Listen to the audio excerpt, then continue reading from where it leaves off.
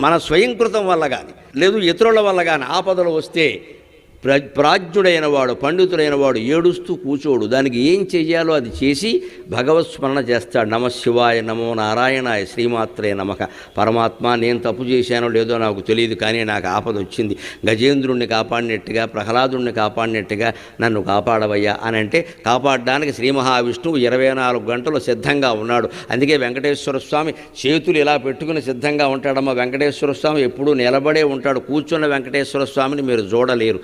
ఆయన నిలబడి ఎందుకు ఉంటాడు అంటే ఎప్పుడు ఏ భక్తుడు పిలుస్తాడో, ఏ కుచేలుడు పిలుస్తాడో, ఏ ద్రౌపది పిలుస్తుందో మళ్ళీ పడుకుంటే నిద్ర పట్టేస్తుందేమో అని మన కోట వెంకటేశ్వర స్వామి నిలబడి ఉన్నాడు. మహానుభావుడు పరిగెట్టాలి, వెంటనే పరిగెట్టాలి కదా అని శంఖచక్రాలు ఇలా పట్టుకుని మళ్ళీ చక్రం సమయానికి రమ్మంటే వస్తుందో రాదో, లేట్ అవుతుందేమో, కనెక్షన్ కలవదేమో, ఎందుకు వచ్చిన గొడవ అని నిద్రాహారాలు మానేసి మనకు వెంకటేశ్వర స్వామి నిలబడి ఉన్నాడు. ఆ స్వామిని ఆశ్రయిస్తాం, మన కష్టాలు పోతాయి. పెద్ద విషయం అయింది.